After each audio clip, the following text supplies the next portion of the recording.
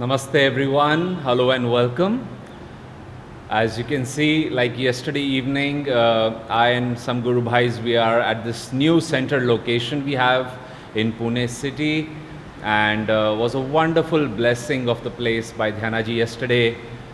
This is, as it has happened interestingly for Pune, over the years, I remember since 2014, pretty much all our centers opened up around Swamiji's birthday. For this one, we were looking for almost now 9-10 months, and this just came yesterday after many months of looking and negotiations.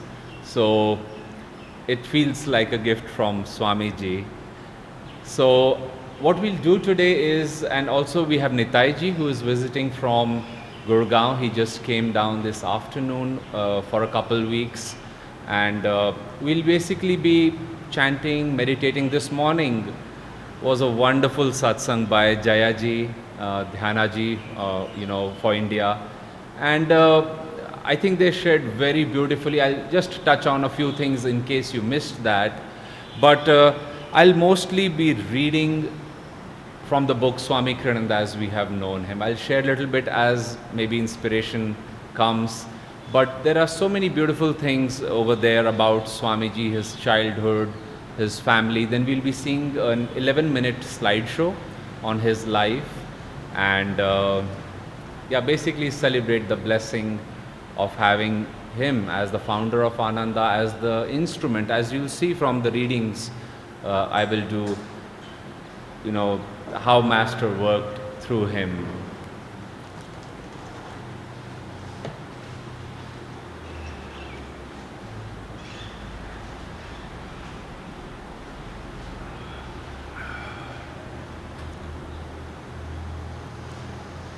And I'll invite you, those who are online, to now really come offline, because this place can house 300 people. So you can imagine when our normal crowd of 30 is going to be here, it's going to feel a little small. Come, please come. But we can now do many beautiful things, many programs. And as I was sharing yesterday, we intend to have a school over here, a daycare center, a cafeteria, a bookstore, a boutique, and much on the lines of things that Swamiji created, Master created many years, decades ago. So like Master said, he said, things have to be repeated all over again. And first I thought, all over again, why? But Jyotishji gave a very beautiful answer. He said, it's just like seasons every year. He said, fresh people come, fresh things have to be done. And as Swami said, for our own deeper understanding and attunement with Master. So anyway, it's a deep blessing, but I'm looking straight into the camera to our online audience. If you're from Pune, we would really love to have you come in person and see this place, bless it. Of course, for a month now, starting tomorrow, this will be fixed up, because for a couple years, nobody was staying here. So the owners are going to fix it up. And from July 1st, we will be coming in full time, giving expression to various things over here. So let's begin with chanting, invoking the presence of the Masters. And on this blessed day of Swamiji's birth anniversary, thanking Divine Mother, thanking Master for bringing Swamiji into our lives, into this world. And as we know, as Krishna said, each of us, we come to fulfill our dharma, a divine destiny. And Swamiji was able to fulfill that. That itself calls for a deep celebration. But how his fulfillment blessed us, brought us clarity and guidance and blessings, is something we express our gratitude for today. To him, to God, to Master and Divine Mother. So please join me in chanting for about 5 to 7 minutes, then we will meditate.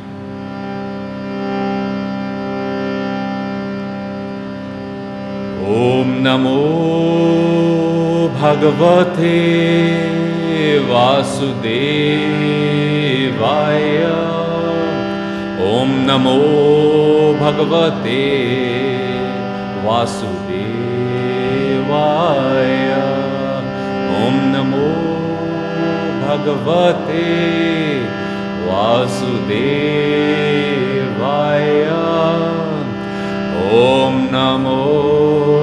Bhagavate Vasudevaya Vasudevaya Vasudevaya Om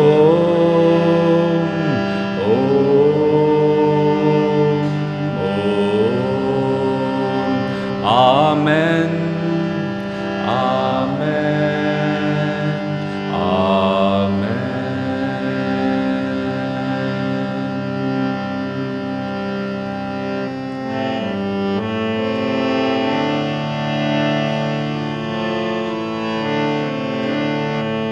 Door of my heart, open wide I keep for thee. Door of my heart, open wide I keep for thee. Wilt thou come, just for once come to me? Wilt thou come, just for once come to me? Will my days fly away without seeing thee, my Lord? Will my days fly away without seeing thee, my Lord? Night and day, I look for thee, night and day. Night and day, I look for thee, night and day. Door of my heart, open wide I keep for thee. Door of my heart, open wide I keep for thee. Wilt thou come, just for once come to me? Wilt thou come, just for once come to me? Will my days fly away without seeing thee, my Lord? Will my days fly away without seeing thee, my Lord?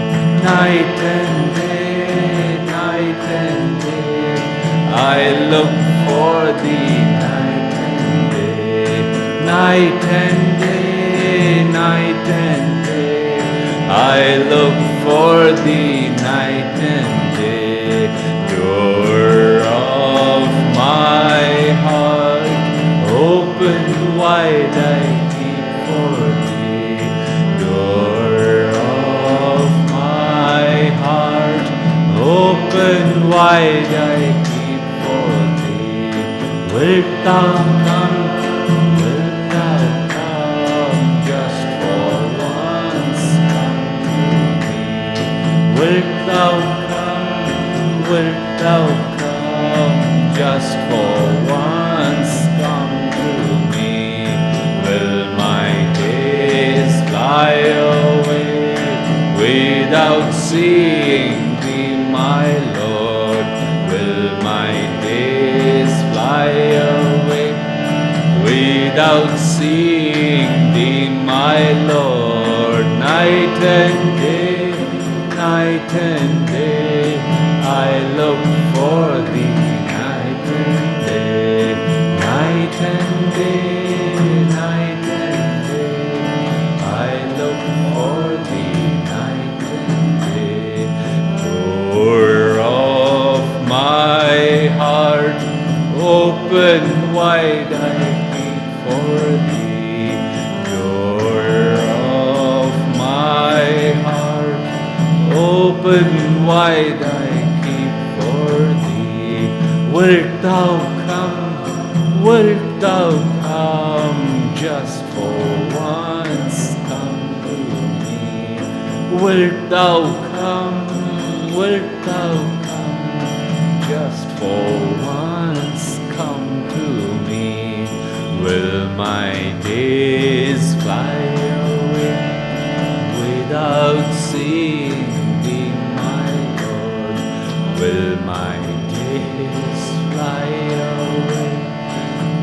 without seeing thee, my Lord. Night and day, night and day, I look for thee. Night and day, night and day, night and day, I look for thee. Night and day, night and day, night and day, I look for thee. Night and day, night and day, night and day, I look for thee. Night and day.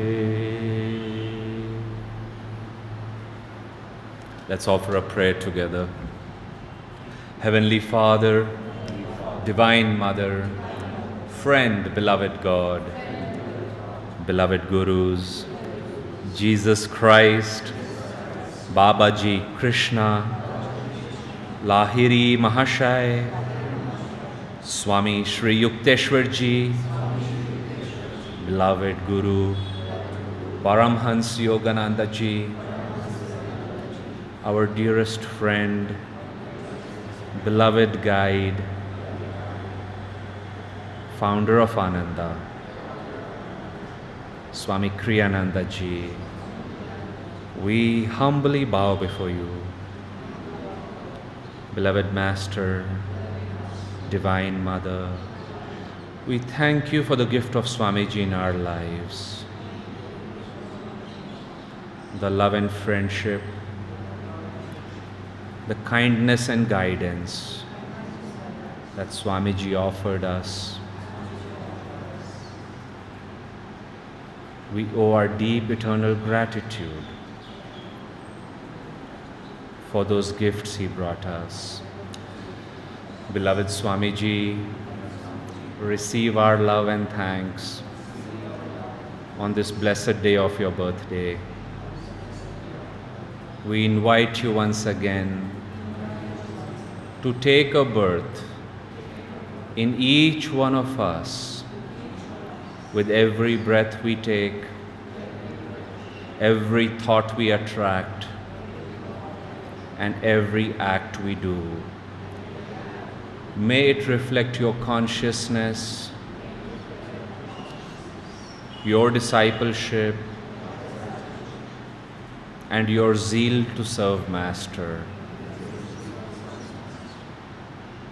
Om Shanti.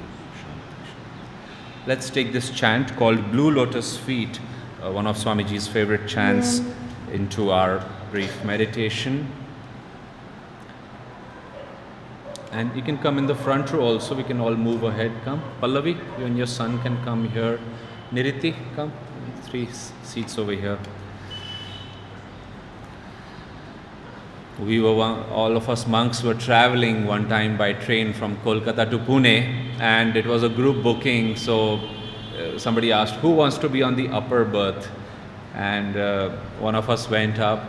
We said, yeah, it's like 6 feet closer to God, doesn't hurt. Plus, you get a lot of seclusion when you're in the upper berths. I remember after some full weekends, 3-4 days, we would do this 36-hour journey, and some of us would just not come down from the berth or not wake up at all. It was very interesting. And sometimes we would chant, we would be interacting with people, and just very sweet. Now I'm singing this chant called Blue Lotus Feet, which is engrossed is the bee of my mind on the blue lotus feet of Divine Mother. Divine Mother, my Divine Mother. Swami used to sing this to Divine Mother, and when he would meet Anandmoyi Ma, she would tell him to sing this chant over and over again. And you know, when we think of Divine Mother, the feeling of something, some consciousness which is very big, almost infinite, that comes to mind. And it is true, but I'm going to read a story today. And it's a very sweet story, and Ashaji's, and Swami made that point, or maybe Ashaji, at the end of the story, that Swami used to teach, something Master taught, that God is not only infinite, he is also infinitesimal. And so he's there in the larger scheme, he's also in every detail. And I want to share, what's your good name, remind me? Pihu. Pihu. Pihu, a month or so ago, I've been telling that story and I was missing him, so I asked Pallavi to bring Pihu. Pihu for me was like Divine Mother. I felt that sweetness about a month ago, and let me narrate that story, because we can think, oh, it's a feminine gender. It's not a feminine gender, it's a feminine quality. It surpasses age, it often bypasses the complexity of the mind even. And it was a satsang. After the satsang, I was sitting, interacting with devotees, and Tushar, maybe just bring Pihu in the screen. So, yeah, just a little bit like that, so they know he's sitting here.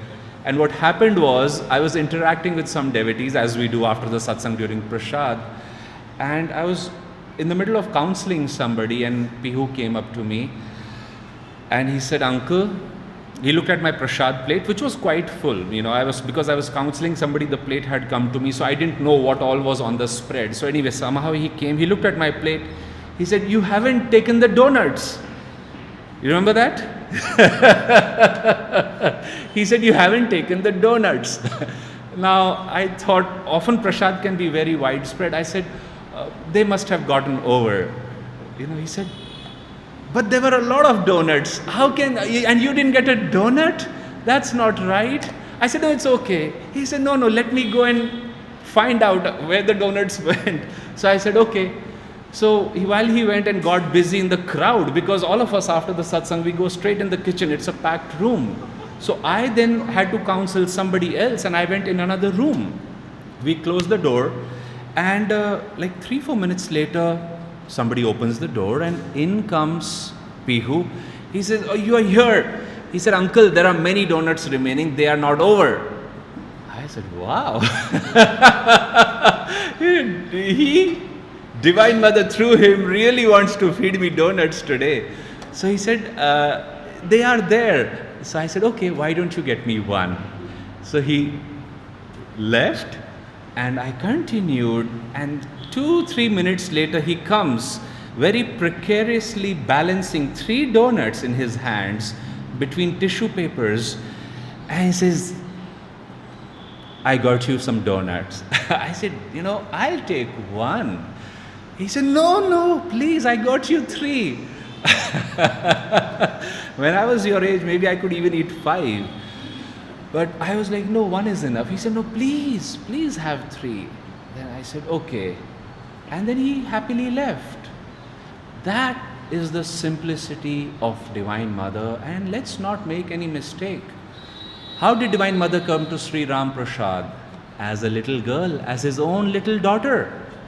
And Divine Mother, somebody asked Swamiji, and this is because this Divine Mother is all of creation, and somebody asked Swamiji right at the end of his life, this was 2013, I was there in that satsang, and the devotee said, "Sir, how did God create this universe? There are, invisible bacteria, viruses, plants, human beings, dinosaurs lived there, planets, galaxies, working with mathematical precision. How?" You know what Swami's one-line answer was? He said, "You see, God is childlike." He said, not childish, but he's childlike. He became everything, and he's at the center of everything. It's almost like that answer calls for more questions to the intellectual mind, but just reflecting on that, God is simple, God is childlike, his nature is childlike. And what he was, I think, trying to tell us all through that answer was, if you become childlike, then you feel like, Divine Mother is taking care of you. It was Swamiji's birthday, and in 1951, could have even been 48, 49, and you see he was born in Romania in Europe, and then he went to schooling also in Europe in different parts. And so growing up there, he was used to Swiss chocolates. But when he came to the United States for higher education, high school and such, and joined the monastery with Master as his guru, Swami said that his parents were still in Europe, and he would write to them often, and he would often think, oh, I forgot, but next time I'll request them if they can send me some Swiss chocolates, because they were still not available easily. At least he had not seen them in Los Angeles. And so months went by, 1 or 2 years went by, and one day it was Swami's birthday, and he was just sitting and thinking, oh, on my birthdays I would always have Swiss chocolates. Again, I could have told my parents few months ago, but I forgot. And just that day, a devotee came up and she said, oh Swamiji, happy birthday. And she said, see what I got for you. And he opened the packet, and it was Swiss chocolates. And Swami says, where did you find these? Did you return from Europe? And she said, no sir, I was walking down in Hollywood, area, suburb, and she said a shop was promoting, we now sell Swiss chocolates. And she didn't know of Swami's love for them. She said, I saw that sign and I thought of you. And Swamiji broke down.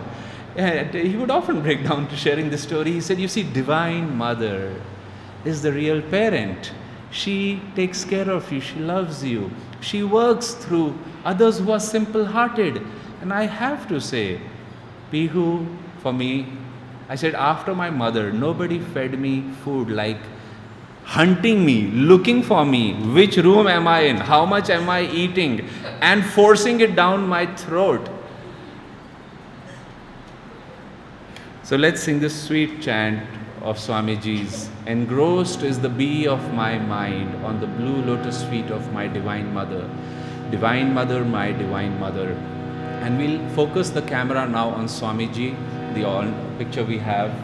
Think of him, his life, many, many lifetimes of his desire to be with Divine Mother found fruition in this life. It's said in one of his past lifetimes, he was in the deserts of Rajasthan, and this reading said that he will be born in this life, he will have the name Kriyananda, and he will have a very good voice, because he sang to Divine Mother for 20 years in the desert. And other lifetimes too, when he was in Spain, he composed 400 pieces of music for Divine Mother. I mean, that level of love is just very, very inspiring.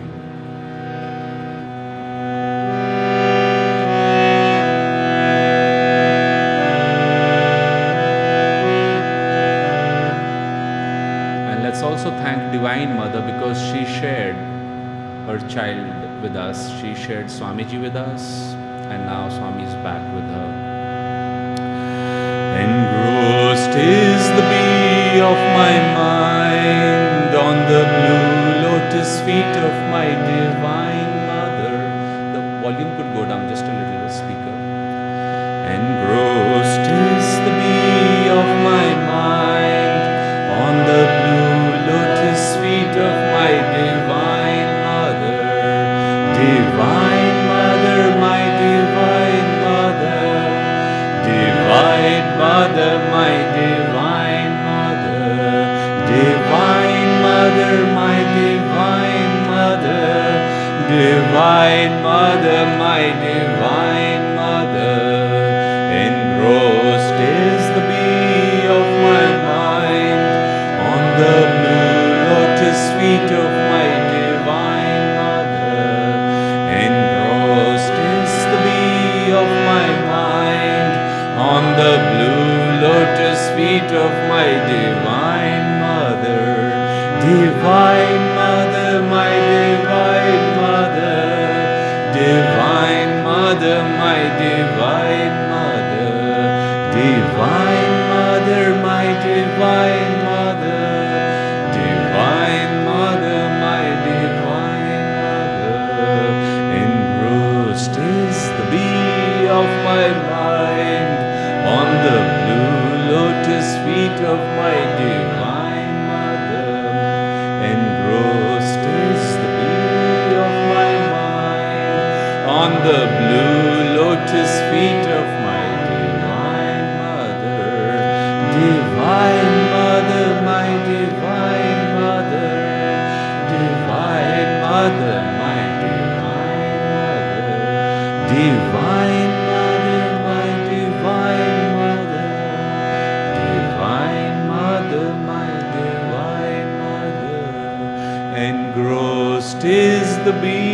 of my mind, on the blue lotus feet of my divine mother.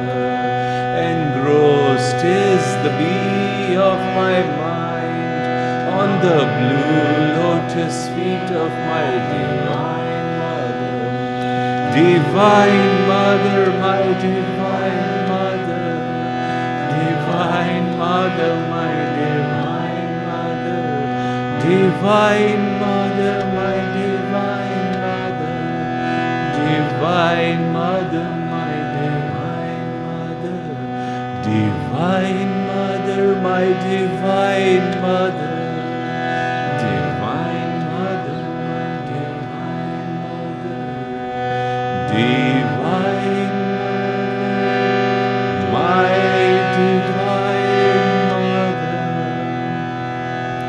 Divine mother, my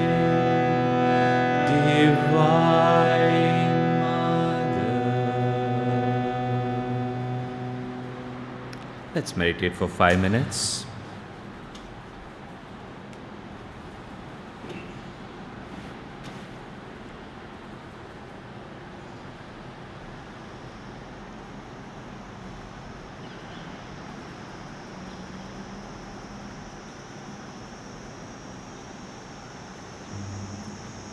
Shanti, Shanti, Shanti. So, are we ready to see the slideshow now, Tushar? Okay, so friends, let's turn around. We'll see this 11-minute slideshow on the television screen. Bhavani, if we can close that door now.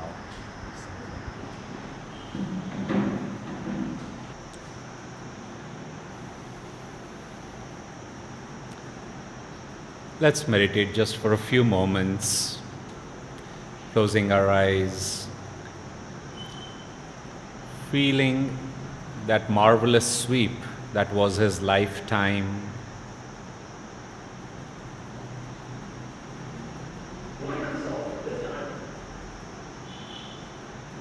Om Shanti, Shanti, Shanti. Okay. Let's turn around 180 degrees. We get to do some yoga asana also. Well, I'll also request our online audience to turn on their videos, and Tushar, if we can go in gallery view. I'd just like to see everybody, it will be nice. And maybe you can zoom out from our side also. We are now fuller. Just wonderful to see so many of you friends. You know, we are really one family in God. This morning, Jaya and Dhyanaji were sharing from Swamiji's a little audio piece. And he said, it just doesn't happen that we come, we find an avatar as our guru, we follow his teachings, we dedicate our lives, you leave everything behind. And he said, you start a community and you live in that community. He said, we have done this before on many, many lifetimes, for many lifetimes. He said, the bonds you feel with one another, he said, they are not, as science may try to tell us, random. It's some biological, biochemical reaction. Swami says reactions don't produce consciousness, they don't produce feeling. He said it is feeling which is one of the definitions of God, of consciousness. He says that gives you the intelligence to interpret that yes, some reactions are happening, just like in Master's life, Sri Yukteswar's life, Master noted again and again that my thoughts would meet his thoughts. Or when Master would intuit, my Guru is saying something, my Guru is coming by this train. Again and again it was proven, and Master would help us see through the autobiography that what looks like a matter reality, and in this case you may say a birth, a physical birth on Swamiji's day, he said that is what the senses are seeing and telling you. He said much more is happening and there is a connection. We've all, of course, this was Swamiji's genius, like I was saying in the beginning about his voice, his devotion to Divine Mother. It was his genius to explain the truth like Sanatan Dharma right there. He said in one line, he said everything has come from God and everything must sooner or later merge back in him. He said, outside of him, we are away from home. We are outside our reality. And he says, there cannot be any, you might say, lasting happiness over there. On one level, you may say, again, once especially somebody leaves the body, we look back. Now 10 years have gone by, and Swamiji's Moksha Day was few weeks ago, and we discussed that. But today it's his birthday, but it's still good to keep in mind that the things he did, it is easy to just focus on that aspect, but and forget that what must have been the consciousness. Because you see, that in that slideshow I was thinking, oh, how wonderful it was to have one Swami Kriyananda. That is, you see, that is the power of one devotee who was expelled, misunderstood, expelled, persecuted for 50 years, not passively, very intentionally. Swami used to say, he said, I sprinkle persecution on my breakfast cereal every morning. And he said, I love them, it's a misunderstanding, and that is what he went through. But the interesting thing is, look how much he did, the quality he brought.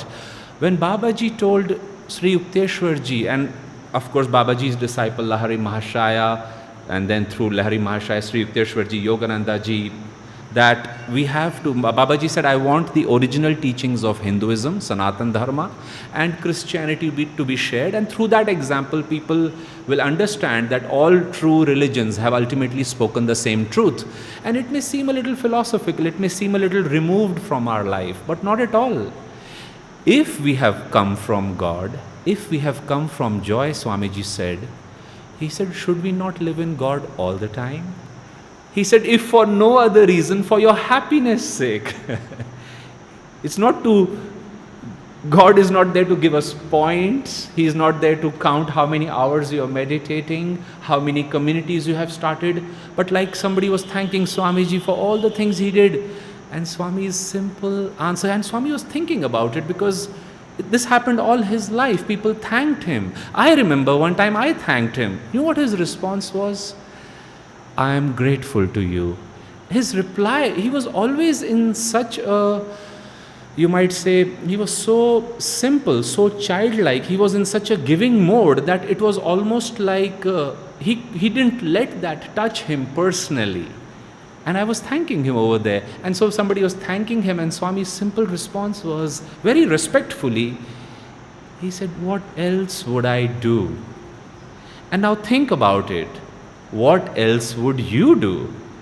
What else would I do? What else should anybody do? Life itself has come from God.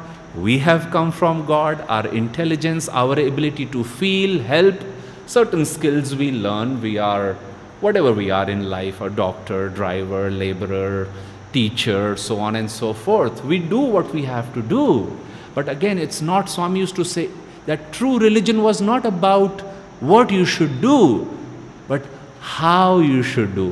One of his favorite stories was that of Namdev and Sri Krishna, that Namdev had visions of Krishna.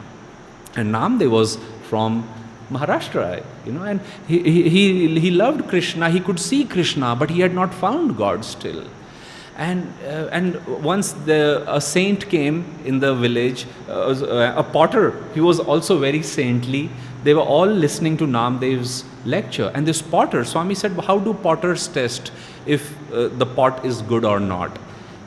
If you bought it's summertime, they hit. As a child, I didn't understand what's going on. I would go with my father every summer and say, okay, we need a matka. And he'll look around all those matkas, he'll pick one and he'll hit it with his finger 2-3 times. Take this one. And I'm like, what is this hitting business? I would ask my father. And he says, they come to know if there is a crack inside it or not. Now, Swami said that's how this potter in the village, everybody, thousands, hundreds of people were listening to Namdev. And this potter came and he started slapping people one by one. And everybody, because they knew how saintly he was, they were very grateful for, you might say, that knock, that. And he would slap and check and move. And finally, he made his way to the stage and he reached up to Namdev and slapped him. And Namdev got upset. He said, how dare you? And the potter turned to the people and he said, there seems to be a crack in this pot. And everybody started laughing. And Namdev went home and he was weeping. And he was weeping and he said to Krishna, and Krishna appeared to him as it was always happening. And Namdev was perplexed. He said, my Lord, why? He said, what happened? He said, why did you let me be embarrassed in front of so many people? Many of them were my own followers. And you know what Krishna said? He said, Namdev, that potter was right. He said, then Lord, how can I find you? How can I dissolve my ego? He said, you need a guru. And he said, how will I find my guru? And the story goes, he was guided. But one of the ways was, maybe I'm mixing two stories, but another devotee who was guided to his guru was through a butcher and through a homemaker. And the butcher, and this person says, butcher, how can he be my guru? But he was his guru. And right when this disciple came, he says, don't judge me by my actions. And when he went to this house where somebody had said, you will get further guidance, there was a lady. And this man is like, is there somebody home? And she said, yes, sir, I'll see you soon. And he said, lady, a lady? How can she guide me? How can she be more spiritual than me? He was thinking this. And this lady humbled him in her own way. But the point I was making was that Swamiji was also, when you uphold the truth from that inner attunement, strange as it may seem, it attracts a lot of, in the beginning, confusion, misunderstanding. It can attract, like Swami, here he was trying to do everything for Master's work.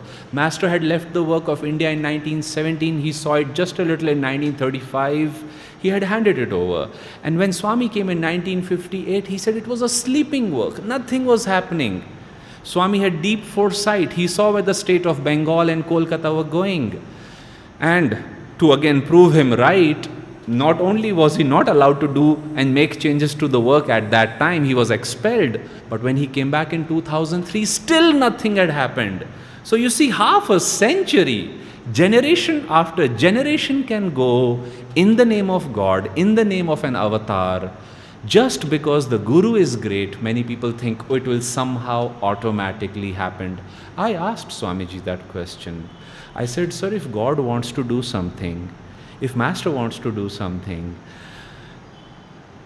can it happen without disciples? And Swami says, oh no, God wants to do many things. He said, but God always works through instruments, Aditya. He said, many of God's plans do not see the light of day because of the lack of willing instruments. Think about it, friends, because in that slideshow, what we saw was that same baby, like all of us were, the same teenager, the youth, somebody who's seeking meaning, purpose, direction in life. Who am I? What am I doing? How do I go about doing it? Am I pursuing skills? Am I influenced by what people are saying? All those things. Swami's life, he said, I'm not important. But he said, my journey is of paramount importance, because he says people can see and find answers to their own life. He literally, we are never at a loss. It's been 15 years for me on the path. I've never been at a loss. When somebody asks a question, I say, when Swami faced that, when Swami was poor, when Swami was, somebody gave him a big donation. Every life circumstance, health, lack of it, wealth, lack of it, friends and family, and the lack of them. In this lifetime, he somehow, very interestingly, saw many, many, many aspects of life. And my request would be like Jayaji was saying this morning. He said, it's somebody's birthday. You start planning, you take them gifts, you want to see them happy. Swami used to say, I only want to see you all happy. And he said, your happiness cannot come. No one's happiness can come outside of God. He said, talk to God. If you're blessed to have a guru, he says, talk to the guru. The guru is here, sent by God to guide you. And he says, then lead your life. And he said, in the beginning, it may not make sense. But he said, in the end, everything will work out. Why does it not make sense in the beginning? Frankly, in the very, very beginning, it makes a lot of sense because there's grace of God. it's beginner's luck. There's enthusiasm. We have just, as it happens many times, freshly burnt our fingers. I was just talking to some friends. I said, people have forgotten what the pandemic did. An invisible enemy came and people were afraid to take deep breaths. A cough and a sneeze was hair-raising because death, life was at stake. Just less than a year, 2 years ago. And there was meaning, there was purpose, soul searching in life. But look at, is this called intelligence? Pandemic over, like they say, not in sight, not in mind. And then we say, why do we suffer? Why does death come? Well, without that, Master said, how many people think deeply? And when it comes, then life makes, we count it very deeply. So I want to read a few lines here. This is one of my favorite books. I would really say you should not be without this book. And if you are getting some past memory didn't he say that about another book yesterday, Cities of Light, and another book? Well, I would say don't be without any of the books. And I'm saying this because I have lived it. When I came to Ananda, I bought 3 sets of Swamiji's books, about 200 books in all I purchased, from my own money. Books are not given free to the monks in Ananda. And I kept 1 set in my room. I kept 1 set in my rural clinic, which was 4 kilometers away and where I spent 8 hours a day. And I kept 1 in my other clinic, which was 25 kilometers away in Lavasa, that wherever I am, I want to know. And because if Swami took the trouble to write, it was his joy, but he wrote for you and me, then why? How can I find answers? So this is really a beautiful book, and I'll start a little bit from Swami's end of life and then go back towards his birth. This chapter is called, Will I Find God? In August 19, this is written by Ashaji. In August 1948, Master experienced a great samadhi, experience of cosmic consciousness, during which Divine Mother spoke both to him and through him. A striking feature of that samadhi were these words she addressed to Master. In the beginning, I sent you a few bad ones to test your love for me, but now I am sending you angels. Whoever smites them, I will smite. Just over a month later, September 12th, 1948, Swamiji arrived. Toward the end of their first meeting, Master said to him, I give you my unconditional love. Have I been a yogi in other lives? Swamiji asked his guru. Many times, Master replied. Swamiji's name then was Donald Walters. For reasons he never explained, Master always called him Walter. During the all-day Christmas meditation in 1949, Master said, Walter, you must try hard, for God will bless you very much. Your work, Master told him, is lecturing, writing and editing. Sir, Swamiji inquired, haven't you yourself already written everything that is needed? Master looked a little shocked. Don't say that, he exclaimed. Much more is needed. When Master lamented the number of ministers who had fallen because of ego, Swamiji said, Sir, that's why I don't want to be a minister. Master replied with deep seriousness, you will never fall due to ego. To a young monk at Mount Washington, Master said, you must mix more with Walter. You don't know what you have in him.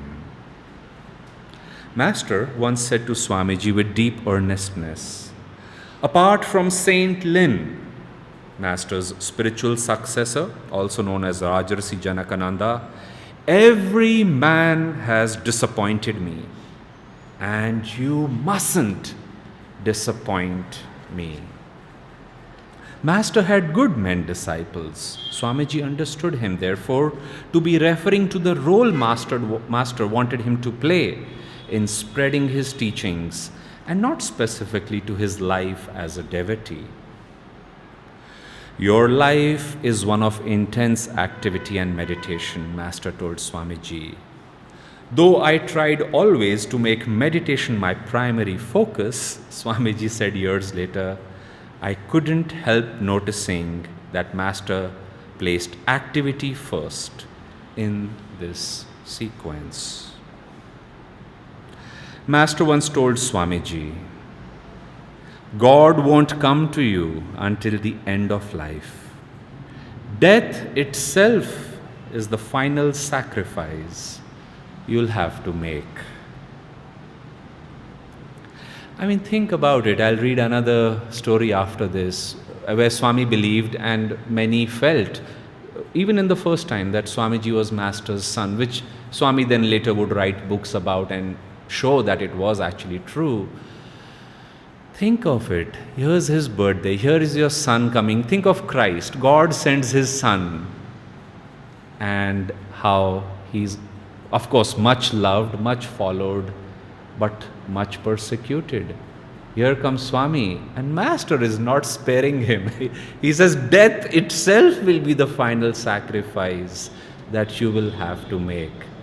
And I say this because we have been born, and we have been born, many of us, as it is said, the second time in discipleship.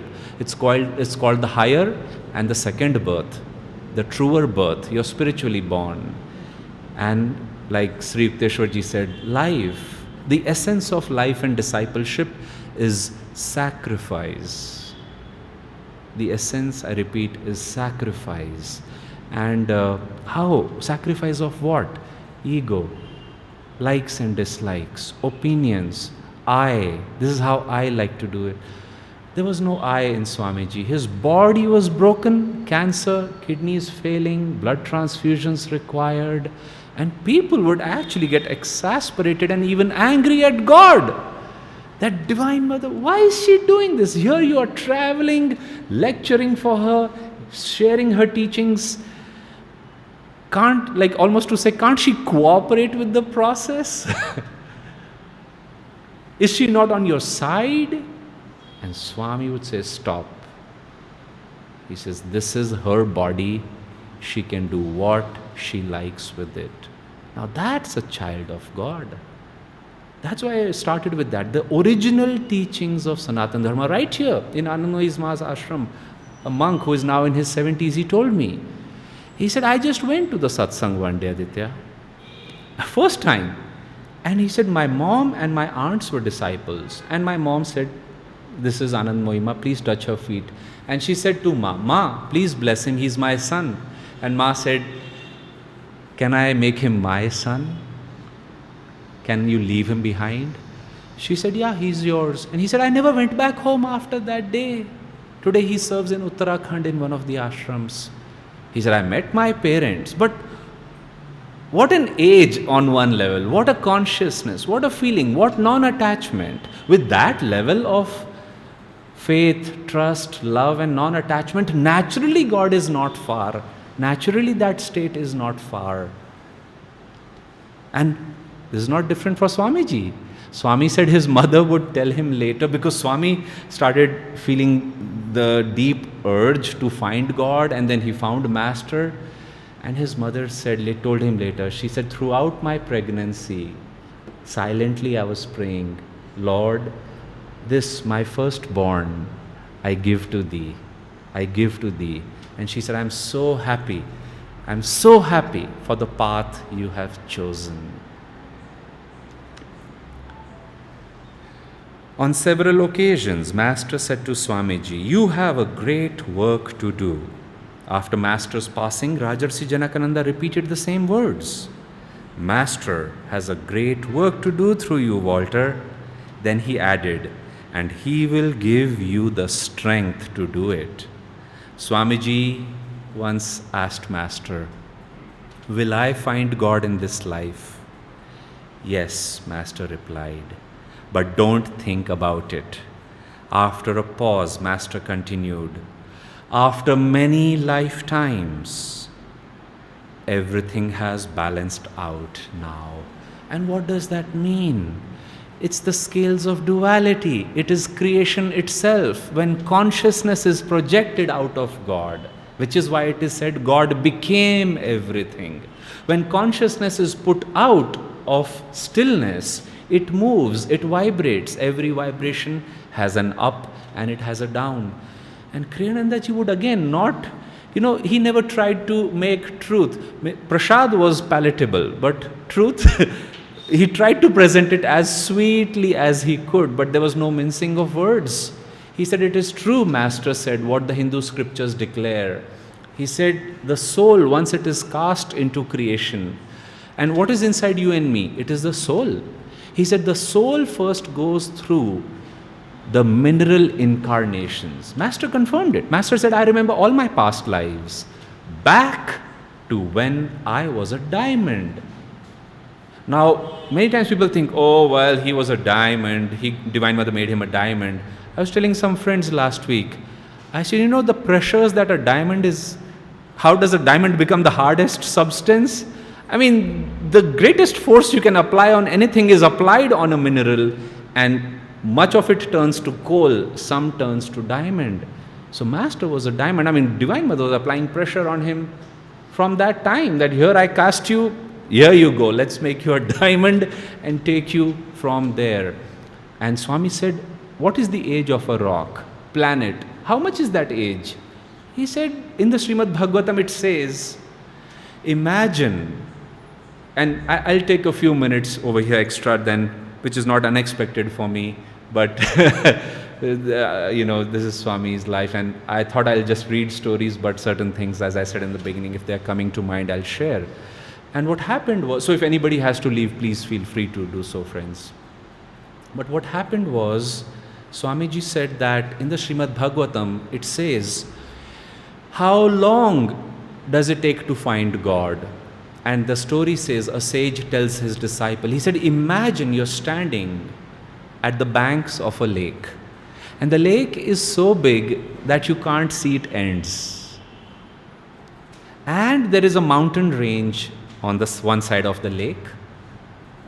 Every 5,000 years, a bird flies from the other side of the mountain onto this side and scoops down and takes some water in its mouth and goes on the other side of the mountain range and empties it. The amount of time it will take for the bird to empty that lake still does not describe the amount of time it takes for the soul to find God. Once it has been cast into creation, that is staggering. Somebody who is of a scientific mathematical bent can do a math of that. How long can the human eye see such a lake, so much water? It is simply, it defies numbers almost. But it is written, and Master said that is true. He said first you go through mineral incarnations. Then he said many plant incarnations. Then the soul goes through 5 to 8.5 million animal incarnations. And finally we arrive and we are given the individuality, the ego. Which is why, we all feel so uniquely ourselves. In everything we think, we do, we want to do, that uniqueness is a gift. If it takes us to God, and if it does not, then Master said, you decide how long it is going to take you once you have been cast into creation. And so what happened? Is there some challenge? Ashwini? Sorry. Do we need something? Sorry? Acha. If it's okay. If it's there, it's okay. If it's not, it's fine. Yeah, sure. And what happened was that Master said it just takes that much time. And so when Master was telling Swamiji, everything has balanced out now, it means that those waves of chitta, I will find happiness here, this is what is important, that is what is important. And Swami used to remind us again and again. I'll read another story where his parents were disappointed. His father was saying something about Yoganandaji, and Master said, Swami said, Father, stop.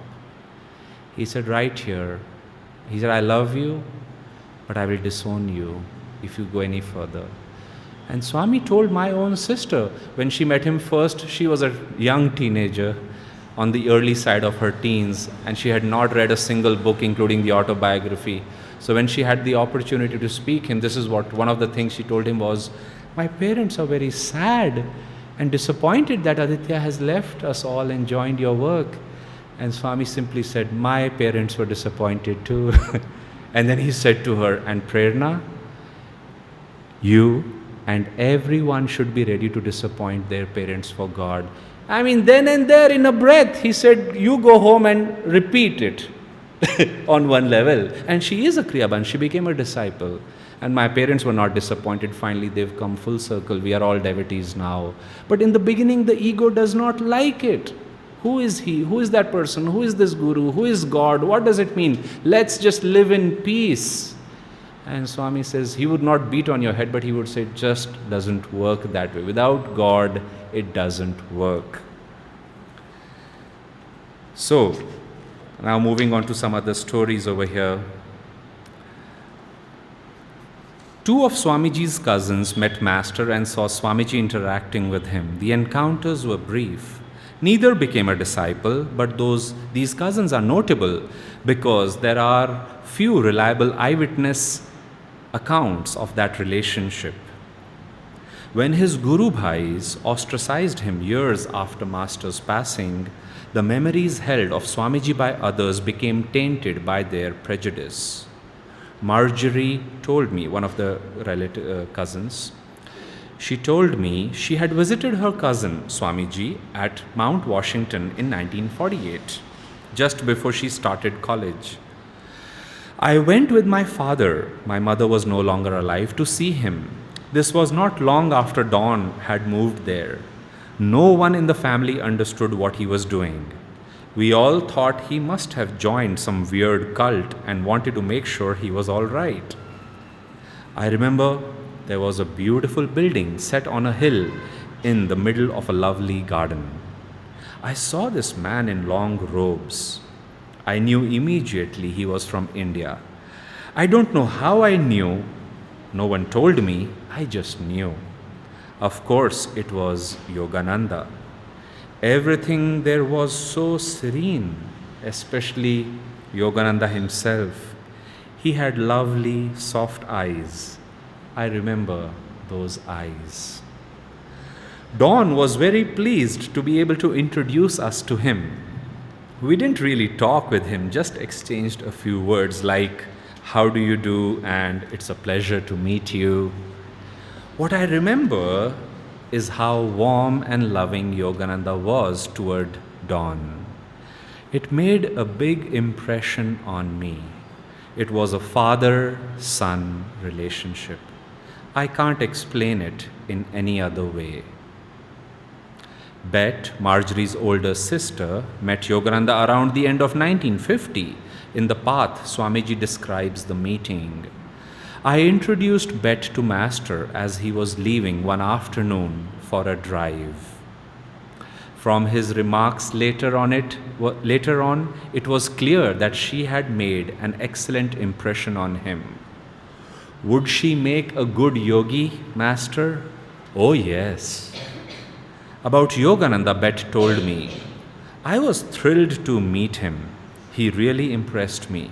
He had a good presence and a wonderful aura. You could really feel it. He seemed to be such a loving person. And it was obvious he thought the world of Don. Don was the apple of his eye. I asked Bet if there was anything specific that Master did that showed his high regard for Swamiji. No, nothing specific, Bet said. He did praise Don, but that was only part of it. It was the overall impression I remember. Then she said again, it was obvious that Don was the apple of his eye.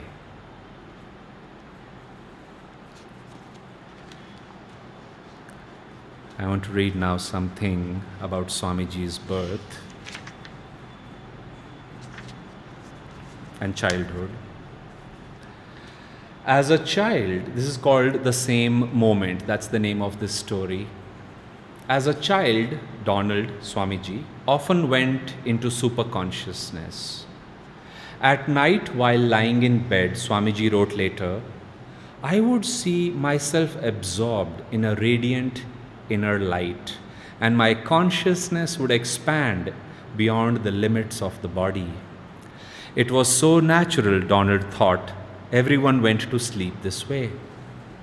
A serious illness at the age of 9, then the challenge of finding his place in the world again, undermined Donald's easy acceptance of this superconscious state. It didn't relate to the world I was growing up in and had decided I must relate to. I began thinking of that light and expansion as something strange and pushed it away. Swamiji wrote in his autobiography, but I always remembered it. After he became a disciple and learned to meditate, Swamiji said, in meditation, I entered that same state I had experienced as a child. It was as if all the intervening years had ceased to exist. Then and now was the same moment. That reality is eternal. In superconsciousness, time doesn't exist. And I could go on and on. There were some other stories I had picked. But let's focus on that last line. In God, in superconsciousness, time doesn't exist. Swami said that change is often unsettling to us. But he said, you see, who is experiencing that change? He said, it's your likes and dislikes. It is the ego. Whereas in meditation, at least for a moment sometimes or longer periods, we are able to loosen. As he said, he went beyond the body. The light became the larger reality.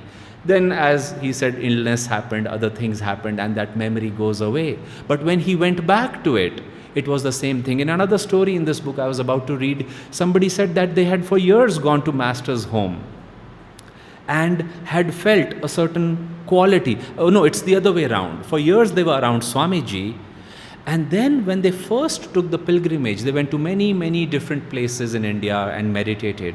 And this lady was saying, when I finally went to the Garpa Road house and meditated in Master's attic room, where Master said, this is where God came to me, she said, the experience I had over there was the same quality and vibration that I always experienced around Swamiji. So you see, consciousness, like I was saying in the beginning, is the real thing. A birth and death happens as part of the journey, Swami would say. And he says, if you're afraid of death, if you're not sure of those things, he said, then try to live as much as you can in the state of timelessness. Master once said to Swamiji, he said, actually, Walter, nothing is really even happening. He said, when you're in God, it is only present tense. Master said, anytime, any moment God asks me to go, I'll go. He said, but while I'm here, in this realm of time and space, God has given me a project. Of course, He came to usher in the yuga and things like that, a teaching, a technique to guide us how to live. But one of the very, very high teachings of how to live is to live in that state of no change. No, and what do? We many times say, oh, I hope nothing changes outwardly. Well, outwardly God has cast us, like I explained that journey. There is nothing but change.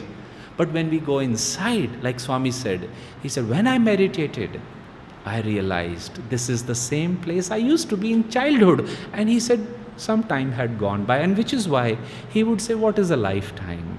What is one life? What are a few years? He says, they don't matter so much.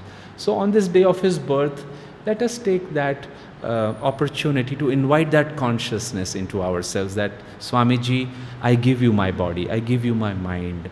You know, these are real things. There was a disciple of Ramana Maharshi, served him from 5 a.m. to 10 p.m. every day. And one day Ramana Maharshi was looking just a little dejected, you may say, or down, but he was quiet. And this disciple said, sir, I'm about to retire for the day. Is everything okay? And Ramana Maharshi said, oh yeah, everything is fine, but I'm just a little concerned about you, about your spiritual progress. He said, "Sir, I feel I am so blessed. I am night and day with you. I serve you. What is it that I am not doing? Throughout the day I think of you. I do japa, I meditate." He said, "But you see, you've never invited me when you go to bed." And this disciple was surprised. And he said, "How can I do that?"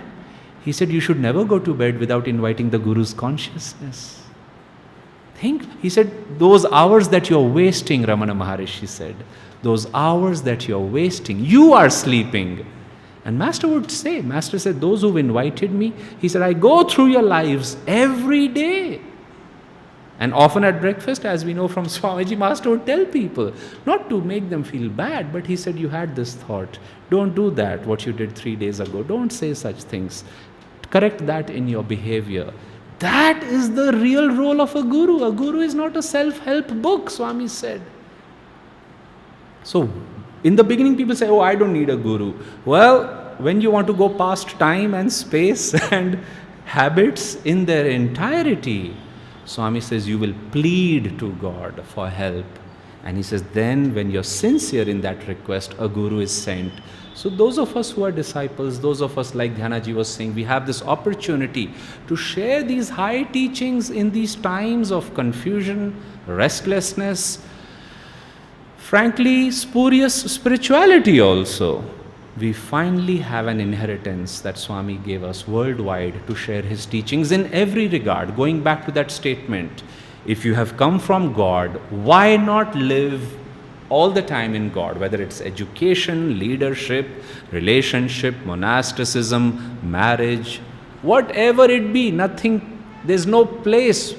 There's no place. Again, it was Ramana Maharshi, one of his disciples fell in a doubt and he said, "Sir, I think I'm headed for hell." You know what he said? He said, "Well, in that case, I'll have to follow you." Because the Guru, God's light, God comes, God helps us. When we are in a mood, we are in hell. And when we are in joy, we are out of it. Isn't that wonderful? I'll close with this final story of healing from this book. A disciple said that she was born, as we all are. We are talking about Swamiji's birth. And Swami said when he was born, he sometimes did feel lonely. He once actually expressed that to his mother. He said, "Mother, I feel lonely sometimes." Now he had brothers and he had wonderful relationship. He had great energy. They played and all. But he said, "Mother, I just feel alone sometimes." And boy, I bow before his mother. What a sweet reply she gave. She said, Don, always remember, we are all alone before God. Don't seek, I will be your mother, I will help you, your brothers will play with you. Who knows what? But the point of the matter is, have you forgotten God, Don? Don, we are all alone before God. And he says, "Thank you, mother." Oh, what a sweet, sweet reply she gave him. So anyway, in this story, this disciple is saying that she was born and she had what she felt was a deep sadness and a lack of healing on many levels, especially emotional, from a past life.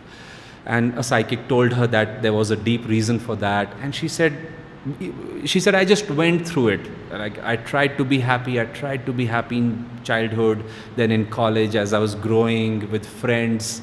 And she said, "Finally I came to Ananda." And she said, "In Kriyananda ji, I just found divine joy, laughter, happiness, wisdom." And she said, "But what started happening was, it was like he was so much light that," she said, "he increased my joy, but he also brought out, he threw that light on that patch of sadness which I had brought from a past life." And she said, "My awareness of divine joy and this baggage of sorrow was simultaneously accentuated." And she said, "What would I do?" And she said, "This went on for a very long time, years." And she said one day she and her husband were attending a program of Swamiji, and Swami was singing, and she thought, she was feeling very sad, and she prayed, "Divine Mother, I have come here, maybe I'm selfish, I'm so sad." And she said, "May my sadness not influence his singing." And she said Swami sang 1 or 2 songs, And then he walked and he came to her and her husband. He stood between them both and he just embraced them. And she said, he put his hand on my spine at that exact spot where since childhood I had experienced the knot of sadness and grief. And she said he started talking to us, started thanking us, telling us different things. And she said, I noticed that as moment by moment that grief was dissolving. And she said, then he said, well, it was nice to meet you. And she said, the moment he left, that grief left me forever. Think about it, friends. Swami used to say, if you have to give somebody anything, something, we all want to give the world, our children, our friends, our Guru Bhais, something. And many times we undertake deep tests for that. It's called tapasya. What is the highest tapasya? Swami says the one thing worth giving, the highest austerity, is to be joyful all the time. He said, if you are joyful, nothing else matters. And you could have everything in life. But if you don't have joy, if you don't have peace, then what do you really have? So on this day of his birth, let's take a minute to close our eyes and invite his consciousness. Pray to him night and day. Just as you overcame your tests, just as you were born to face a challenging life, give me, don't take my tests away, but give me the strength to overcome my tests joyfully. Come and live inside me once again, Swamiji. Inspire me with your thoughts. Fill me with your boundless enthusiasm and energy. Accomplish for your Guru, our Guru, Yogananda Ji, everything you had in mind. We are all your children. We invite you. Let's meditate for a few moments.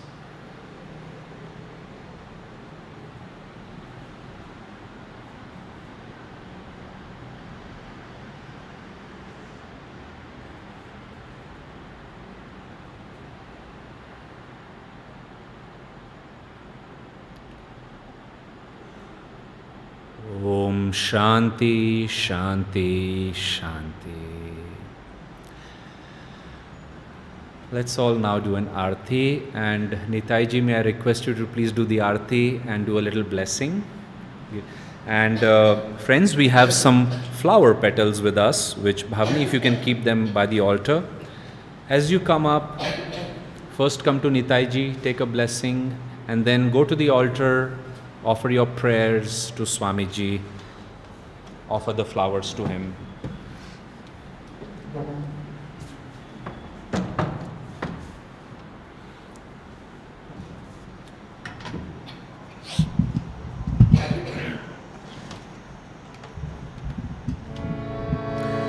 Shri Guru Deva Om, Shri Guru Deva Om, Shri Guru Deva Om, Shri Guru Deva, Amen. Shri Guru Deva Om, Shri Guru Deva Om, Shri Guru Deva Deva, Amen. Shri Guru Deva Om, Shri Guru Deva Om, Shri Guru Deva Om, Shri Guru Deva,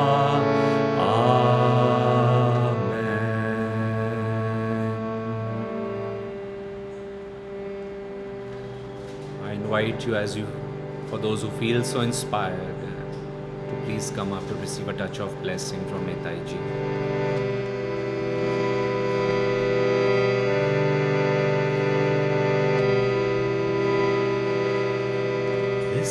listen, listen to my heart song. Listen, listen, listen to my heart song. I will never forget thee, I will never forsake thee. I will never forget thee, I will never forsake thee. Listen, listen, listen to my heart song. Listen, listen, listen to my heart song. I will never forget thee, I will never forsake thee. I will never forget thee, I will never forsake thee. Listen, listen, listen to my heart song. Listen, listen, listen to my heart song. I will never forget thee, I will never forsake thee. I will never forget thee, I will never forsake thee. Listen, listen, listen to my heart song. Listen, listen, listen to my heart song. I will never forget thee, I will never forsake thee.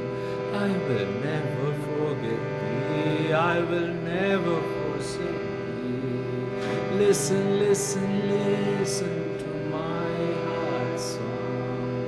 Listen, listen, listen to my heart song. I will never forget thee, I will never forsake thee. I will never forget thee, I will never forsake thee. Listen, listen, listen to my heart song. Listen, listen, listen to my heart song. I will never forget thee, I will never forsake thee. I will never forget thee, I will never forsake thee. Listen, listen, listen to my heart song. Listen, listen, listen to my heart song. I will never forget thee, I will never forsake thee. I will never forget thee, I will never forsake thee. Listen, listen, listen to my heart song. Listen, listen, listen to my heart song. I will never forget thee, I will never forsake thee. I will never forget thee, I will never forsake thee. Listen, listen, listen to my heart song. Listen to my heart song. I will never forget thee, I will never forsake thee.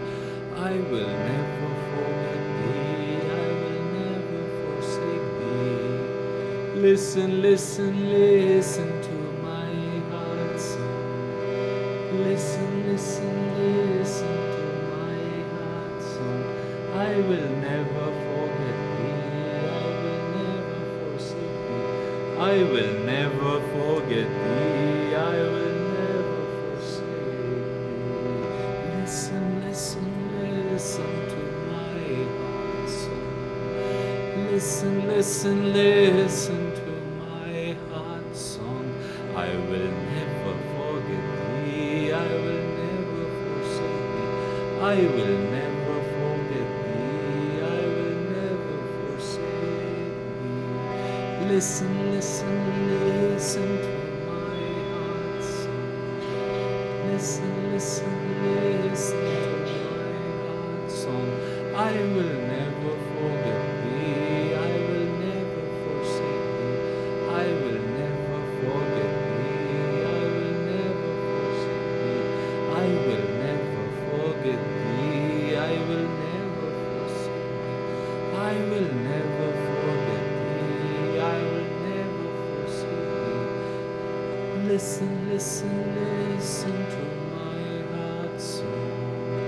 Listen, listen, listen to my heart song. Listen, listen, listen to my heart song.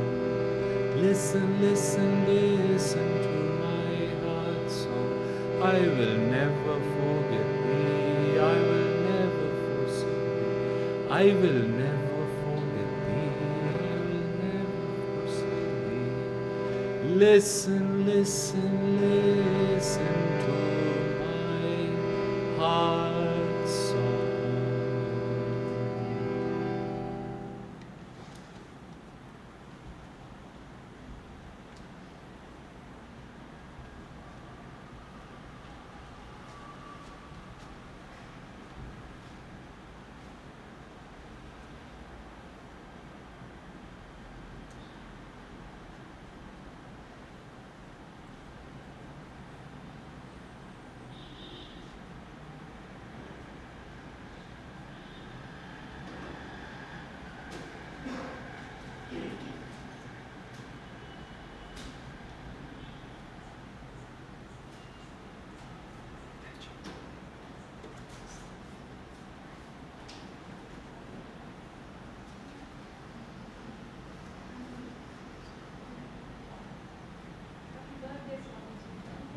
Swamiji. Let's once again go to gallery view. Let's see all Guru Bhais. Let us share the blessings, the joy, the teachings that have come into our lives, the presence of God and Gurus with everyone. May Swami's birth, especially of his consciousness, bring deep clarity, freedom to all. Let's rub our hands together.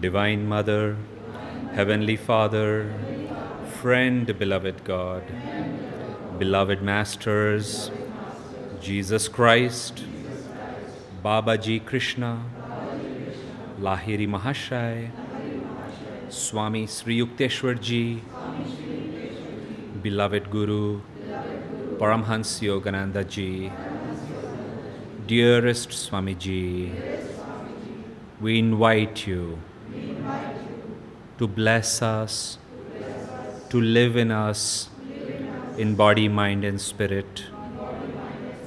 Flow through us, making us ever more perfect instruments of God's consciousness, His joy, His eternal divine freedom. We are your children. Be with us now and live with us forever. Om Shanti, Shanti, Shanti. Happy birthday once again, friends.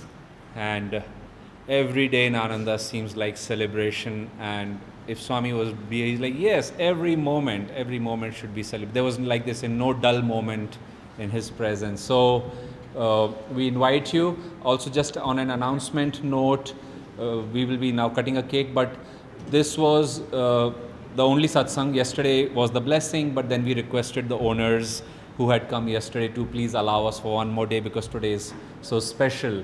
But then, like I said in the beginning, they will start the renovation of this work, painting, fixing things, the roof. So about a month or so will be work happening on this entire property, outside, inside, walls, everything will be painted. So we will see you. We will stay in touch on WhatsApp groups. This evening I will also send out a newsletter. This is a fundraising appeal for this beautiful center. In time I will send out wish lists also, and I will be in touch with you. And Bhavani will be, many of us will be in touch with you personally also. I go back to the US in 3 weeks, but in this time that we are, let's see, let's plan. We'll put a lot of new teams together. As you've been hearing, we're going to do a lot of new things through this center. So we'll be communicating with you and stay in tune for all of that. And I'll invite Nitayji now. to please, maybe both of us. And actually, Pihu, you come. You who feed everybody donuts. Let's do this together. Let's cut a cake. Let's see Swamiji and Divine Mother enjoying this cake together. Let's sing to him. Happy birthday to you. Happy birthday to you. Happy birthday, dear Swamiji. Master's blessings on you. And Pihu can have this cake, a piece of this cake, please. Let's stop all day with divine consciousness. We will, but Pihu, come have some. There you go. There you go. Let's send 3 ohms to Swamiji, wherever he be in God.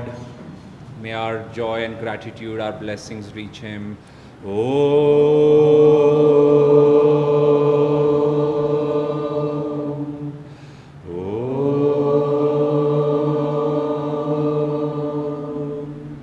Om.